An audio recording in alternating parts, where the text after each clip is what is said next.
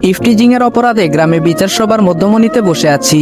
সবাই রাগী চোখে আমার দিকে তাকিয়ে আছে। এর মধ্যে বিচারক শফিক সাহেব বলে উঠলেন, আজ আমার মতে কোনো সিদ্ধান্ত নিব না। ইফটিজিং এর শাস্তি কি হতে পারে তা আপনারা যারা বিচার সভায় উপস্থিত আছেন তারাই সিদ্ধান্ত নিবেন। কেননা হৃদিতা আমার মেয়ে, আর ওই ছেলেটা আমার মেয়ের সঙ্গে অসভ্যতামি করেছে। এলাকার বড় নেতা জাবেদ সাহেব বলে উঠলেন, দেখুন, আজ যদি এই ছেলেটাকে আমরা গ্রামবাসীরা ছাড় দেই, তো আজ শফিক সাহেবের মেয়ের সঙ্গে ইফটিজিং করেছে, কাল আমাদের মেয়ের সঙ্গে যে ইফটিজিং করবে না তার কি গ্যারান্টি আছে? সুতরাং আমি আজ এই ছেলেটার উপযুক্ত শাস্তি কামনা করছি, যাতে এইরকম জঘন্য কাজ না করতে পারে। বিচার সভার সবাই তার কথার সাথে একমত হয়ে গেল। তার আগে ইফটিজিং এর বিষয়টা পরিষ্কার করে ফেলি। শুনুন তাহলে, আমি রনি হাসান, এবার ইন্টার দ্বিতীয় বর্ষে পড়ছি, এবং যে মেয়ে আমার নামে নালিশ করেছে তার নাম হৃদিতা, আমার ওই ক্লাসমেট। হৃদিতার সঙ্গে আমার প্রায় 2 বছরের একতরফা ভালোবাসা ছিল।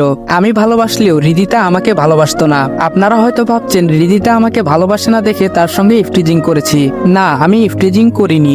সত্য কথা বলতে হৃদিতা যেমন ভদ্র তেমন সুন্দরী, যার দরুন কলেজের সব ছেলেদের ক্রাশ ছিল হৃদিতা। এর মধ্যে আমিও ব্যতিক্রম হতে পারিনি। সবাই হৃদিতাকে পছন্দ করলেও সাহস করে হৃদিতাকে ভালোবাসার কথাটি কেউ বলতে পারেনি। কেননা হৃদিতার বাবা রাজনৈতিক দলে ভালো ক্ষমতা সম্পন্ন ব্যক্তি। সে চাইলে একজনকে কোনো মিথ্যা মামলায় নিমিষে জেল অবধি পৌঁছাতে পারেন, কিন্তু মানুষ হিসেবে তিনি যথেষ্ট সৎ। একদিন আমার চাচাতো বোন তানিশাকে দিয়ে প্রপোজাল দিয়েছিলাম। হৃদিতা উত্তরে একটা কথাই বলেছিল, বাবা মার পছন্দের ছেলেকে সে নিজের স্বামী হিসেবে মেনে নিবে। কিন্তু এই প্রেম ভালোবাসা তার বিশ্বাস নেই। তানিশার মাধ্যমে এসব কথা জানতে পেরেছিলাম সেদিন। এরপর থেকে হৃদিতাকে নিত্য নতুন ভাবে ইমপ্রেস করার চেষ্টা করি। হৃদিতাও রেসপন্স দিতে লাগলো, কিন্তু সেটা অপ্রকাশিত ভাবে, মনের কোণে জায়গা হয়েছিল। কিন্তু হঠাৎ একদিন দুর্জয় এসে বলতে লাগলো, দেখ বন্ধু, তোকে ভালোভাবে বলছি, তুই হৃদিতার জীবন থেকে সরে যা, নয়তো তার ফল ভালো হবে না। এই আমি বলে দিলাম। আমি বললাম, তুই কি আমাকে থ্রেট দিচ্ছিস? দুর্জয় বলল, তুই যেটা ইচ্ছা ভাবতে পারিস। আমি বললাম, আচ্ছা ঠিক আছে, হৃদিতাকে আমি ভুলতে পারবো না, আমিও দেখি তুই কি করতে পারিস। দুর্জয় বলল, ভুল করলি দোস্ত, তুই আমাকে ভালোভাবে চিনিস না। আমি কতটা ডেঞ্জারাস হতে পারি সেটা আমি নিজেও জানি না। আমি বললাম, কি করতে পারবি করিস, যা। সেই দিন দুর্জয়ের সঙ্গে কথা কাটাকাটি করে আসছিলাম। তবে দুর্জয়ও নাকি হৃদিতাকে অনেক ভালোবাসে। সেটা আমি জানলেও আমি আমার জায়গায় অটুট, আর দুর্জয় তার জায়গায় অটুট। এইদিকে হৃদিতার সঙ্গে রিলেশনটা প্রায় হয়েই গেছিল আমার। ভালোই চলছিল দিনকাল। কলেজের ক্লাস শেষে মাঠে ক্রিকেট খেলতেছিলাম। এমন সময় হৃদিতা কান্না করে আমার সামনে দাঁড়িয়ে বলতে লাগলো, ছি রনি ছি, এই ছিল তোমার মনে? তোমাকে আমি ভালোবাসিনি ঠিকই, কিন্তু মানুষ হিসেবে তো ভালো ভেবেছিলাম। আজ তার এই প্রতিদান। আমার হাতে একটা চিঠি ধরিয়ে দিয়ে বলল, আর অপরদিকে হৃদিতা কান্না করছে অবিরাম। সেই মুহূর্তে কেমন জানি চুপসে গিয়েছিলাম। কি হচ্ছে এসব? চিঠিতে তো আমি ভালো কিছুই লিখেছিলাম, কিন্তু হৃদিতা কান্না করার মানে তো কিছু বুঝতে পারলাম না। এরপর নিজেকে সামলে নিয়ে চিঠি হাতে নিয়ে ভালোভাবে লক্ষ্য করলাম। চিঠিটা দেখতে আমার মাথায় যেন আকাশ ভেঙে পড়লো। হায় আল্লাহ, চিঠিতে এসব নোংরা কথা কেন উল্লেখ করা আছে? আমি তো এসব কথা কল্পনাও করতে পারি না, তাহলে লিখবো কিভাবে? তাছাড়া এখানে হাতের লেখার ধরন আমার হাতের লেখার ধরন হুবহু সেম, আমার হাতের লেখার মতোই। চিঠিটা পড়ে তারপর কাপা সুরে বলে উঠলাম, হৃদিতা, বিশ্বাস করো, তোমার জন্য চিঠি আমি ঠিকই লিখেছিলাম, কিন্তু এসব বাজে নোংরা কথা আমি লিখিনি। হয়তো আমাকে কেউ ফাঁসাতে চাচ্ছে। এ কথা বলতেই হৃদিতা সবার সামনে ঠাস করে থাপ্পড় মেরে বলতে লাগলো, আমাকে কি বোকা পেয়েছিস? তোর হাতের লেখা আমি এর আগেও পড়েছি। এই নিয়ে আমার কাছে তোর চিঠি 10 বার এসেছে।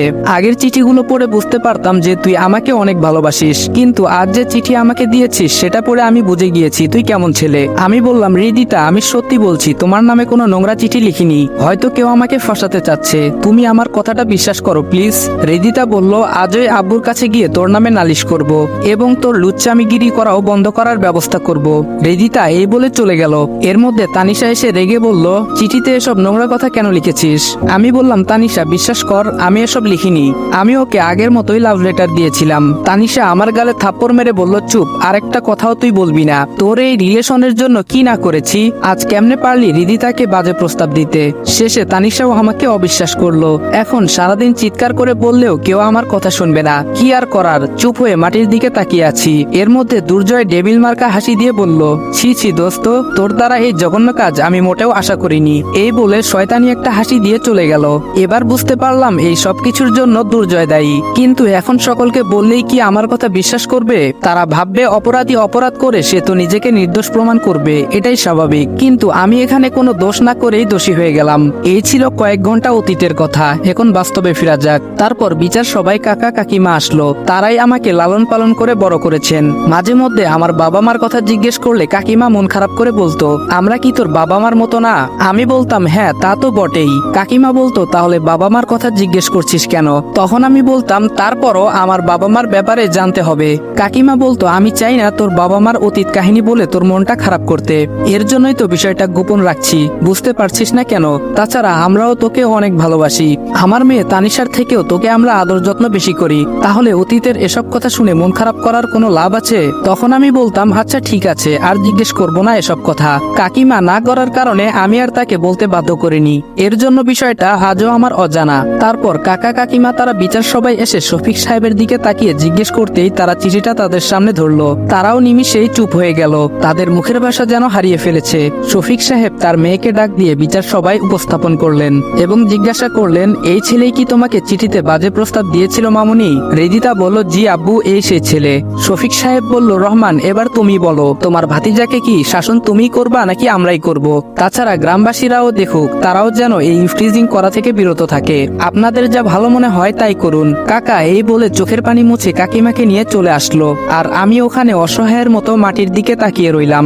জাবেদ সাহেব বলে উঠলো সালমান তুমি গিয়ে কাঁচা বেত ভেঙে নিয়ে আসো যাও। কথাটা শোনা মাত্রই চুপসে গেলাম। তারপর এলাকার বড় নেতা তার গায়ের সম্পূর্ণ শক্তি দিয়ে 10টা বেতের আঘাত করলো, আর এইদিকে বেতের আঘাতটা সহ্য করতে না পেরে একটু সরে দাঁড়াতেই চোখের কোণের দিকে সজোরে আঘাতটা লাগে, যার দরুন চোখের কোণ থেকে রক্ত বের হতে লাগলো। আমার এমন অবস্থা দেখে শফিক সাহেব বলল জাবেদ ভাই থাক, ছোট মানুষ, এবার ওর ভুল বুঝতে পারবে। জাবেদ সাহেব বলল এই ছেলে যা রিদিতার কাছে গিয়ে সরি বলবি এবং সেই সঙ্গে এটাও বলবি তার আশেপাশে আর ঘুরঘুর করবি না। তারপর আমি রিদিতার সামনে গিয়ে বললাম রিদিতা আমার ভুল হয়েছে, আর কোনোদিন তোমাকে বিরক্ত করব না। কান্না করতে করতেই কথাগুলো বললাম।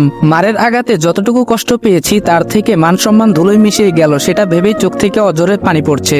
আমার এমন করুণ অবস্থা দেখে রিদিতা মাথা নিচু করে ফেললো। সে হয়তো চাইছিল আমাকে শাস্তি দিতে, কিন্তু এভাবে যে সব হয়ে যাবে সেটা রিদিতা কল্পনাও করেনি। বিচার শেষ হয়ে গেল এবং রিদিতার বাবা শফিক সাহেব এসে আমাকে বলল এই ছেলে তুমি এটা ভেবে নিও না যে আমার মেয়ে বলে ইফটিজিং এর অপরাধে একটু বেশি শাস্তি দিলাম, আমার মেয়ের জায়গায় অন্য কেউ থাকলেও আমি সেটাই করতাম। আমি বললাম আপনাদের বিচারে যা শাস্তি আসছে দিয়েছেন, তো এখন আর এসব মানবতার কথা আপনাকে বলতে হবে না। অনেকটা রেগে শফিক সাহেবের মুখের উপর বলে আসছিলাম, উপর দিয়ে রিদিতা শুধু নীরব দর্শকের মতো দেখে যাচ্ছিল। এখন আর রিদিতার প্রতি ভালোবাসার বিন্দু পরিমাণ অনুভূতি নেই, যা আছে সব ঘৃণায় পরিণত হয়েছে। কিন্তু আজ একটা বিষয় কোনোভাবেই মেনে নিতে পারছি না, দোষ করলো দুর্জয় আর সেটার শাস্তি পেলাম আমি। এখন এসব ভেবেই বা কি হবে? দুর্জয় তো রিদিতাকে পাবার জন্য একটা গেম খেলেছে, আমি চাইলে দুর্জয়কে সবার সামনে তার ডেবিল চেহারাটা দেখাতে পারবো না। ভাগ্যকে মেনে নিয়ে বাড়ির গেটে ঢুকতেই আমার রুম থেকে ভাঙচুর করার শব্দ পেলাম। আমার রুমে গিয়ে লক্ষ্য করতেই দেখলাম তানিশা আমার ব্যবহারকৃত জিনিসগুলো ফ্লোরে ফেলে দিয়ে ভাঙছে এবং সেগুলোতে আগুনও লাগিয়ে দিয়েছে। তানিশাকে আমি জিজ্ঞেস করেই ফেললাম আমার এইসব ব্যবহৃত জিনিসগুলো ভেঙে আগুন দিয়ে পুড়িয়ে ফেলছিস কেন? তানিশা বলল কেন আগুন দিয়ে পুড়তেছি বুঝতে পারছিস না? আমি নিশ্চুপ। তানিশা বলল তোর জন্য বাবা আজ কতটা অপমানিত হতে হলো সেটা কি একটুও বুঝতে পারছিস? আমি তানিশা বলতেই তানিশা আমার কথা থামিয়ে বলল হয়েছে, আর বলতে হবে না, আমাদের একটা সম্মান আছে যেটা তুই নিমিষে শেষ করে ফেলেছিস। তাছাড়া আমি কেমনে রিদিতার সামনে গিয়ে দাঁড়াবো সেটাও ভাবতে পারছি না, এসব তোর জন্য হয়েছে। আমি বললাম শুধু তোর বান্ধবীর দিকটাই দেখলি, আমাকে যে সবার সামনে হেনস্থা করলো সেটা দেখলি না? তানিশা বলল তোকে যে মারটা দেওয়া হয়েছে সেটা অনেক কম হয়েছে, বিচারকের জায়গায় আমি থাকলে তোকে পিটিয়ে শেষ করে ফেলতাম। এখন প্লিজ তুই আমাদের বাড়ি থেকে বেরিয়ে যা, তোর জন্য আমরা আর অসম্মানী হতে পারবো না। আমি বললাম কি বলছিস এসব, তোরা ছাড়া আমার আপন কে আছে? তানিশা বলল তুই এতিম অসহায় বলে আমার বাবা মা তোকে সেই ছোটবেলায় রাস্তা থেকে তুলে এনে পালন করেছে, এখন তো তুই আর ছোট না, যেদিকে খুশি সেদিকে চলে যা। তানিশার কথা শুনে নিমিষেই চোখের কোণে জল জমে গেল, তার মানে কাকা আমার রক্তের কেউ না। এসব ভাবতেই কাকা আমার রুমে এসে বলতে লাগলো তানিশা মা এবার ওকে এই বাসা থেকে বের হয়ে যেতে বল। কাকার কথা শুনে নিমিষেই মাথাটা কেমন যেন চক্কর দিয়ে উঠলো। তারপর নিজেকে সামলে নিয়ে বললাম কাকা আজ একটা সত্য কথা বলবা? কাকা নিশ্চুপ। আমি বললাম আমি কি সত্যিই এতিম? তোমরা আমার আপন কেউ না? শুনলাম আমাকে নাকি রাস্তা থেকে এনে তোমাদের বাসায় আশ্রয় দিয়েছো, সেটা কি সত্যি? কাকা বলল হ্যাঁ তানিশা যেটা বলেছে সেটা সত্যি। আমি বললাম ও তার মানে আমি তোমাদের রক্তের কেউ না? কাকা বলল না। এবার বুঝতে পারলাম এর জন্য কাকিমা আমার বাবা মার সম্পর্কে কিছু জানায়নি, কথাটা শুনে কষ্ট পাবো বলে আমাকে জানায়নি, কিন্তু এমন একটা দিনে জানতে পারবো সেটা আমি কল্পনাও করিনি। এসব আনমনে ভেবে যাচ্ছি, এর মধ্যে তানিশা বলে উঠল এখন বল কবে আমাদের বাড়ি থেকে বের হয়ে যাবি? সবই তো শুনলি। আমি বললাম চিন্তা করিস না, কলেজ থেকে টিসি নিয়ে তারপর এখান থেকে সারা জীবনের জন্য চলে যাব। আপাতত কয়েকটা দিন আমাকে তোদের ওদের এখানে থাকতে দে, অনেক তো করুণা করেছিস, এবার না হয় এইটুকু করুণা কর। কথাটা বলা মাত্রই তানিশা আমার রুম থেকে রাগে হনহন করে চলে গেল। আজ সত্যি নিজেকে খুব একা মনে হচ্ছে। কি থেকে কি হয়ে গেল কিছুই বুঝতে পারলাম না। সবচেয়ে বড় ভুল হয়েছে রিদিতাকে ভালোবেসে। তার পিছনে যদি না যাইতাম তাহলে আজকে এমন পরিস্থিতির মোকাবেলা করতে হতো না। রিদিতাকে যতটা ভালোবাসতাম এখন তার থেকে দ্বিগুণ ঘৃণা করব। অপরদিকে রিদিতার মা বলল, রিদিতা মামুনি খেতে আয়। সে কখন থেকে কি ভাবছিস বলতো? রিদিতা বলল, মা কিছু ভালো লাগছে না, যাও তো এখন। রিদিতার মা বলল, কি হয়েছে সেটা বলবি তো? রিদিতা কোনো কিছু না বলেই কান্না করে তার মাকে জড়িয়ে ধরে বলল, মা এখন কেন জানি নিজেকে অপরাধী মনে হচ্ছে, কিছুই ভালো লাগছে না। রিদিতার মা বলল, ও এই ব্যাপার, তাহলে তোর বাপের কাছে নালিশ করলি কেন? রিদিতা কান্না করে বলল, আমি কি জানতাম বাবা জাবেদ আঙ্কেলকে দিয়ে এভাবে ওকে মার খাওয়াবে? রিদিতার মা বলল, তোর জাবেদ আঙ্কেল তো মানুষকে মারলে কম মারে না, সেটা তো এই এলাকার সবাই জানে। আচ্ছা যাই হোক, এখন এসব চিন্তা বাদ দিয়ে খেতে আয়। রিদিতা বলল, ওকে যাচ্ছি, তুমি যাও। প্রতিদিনকার মতো আজও সকাল 8টায় টেবিলে খেতে বসছি। এর মধ্যে তানিশাও এসে পাশের চেয়ারটা টেনে বসলো। কাকিমা খাবার পরিবেশন করছে।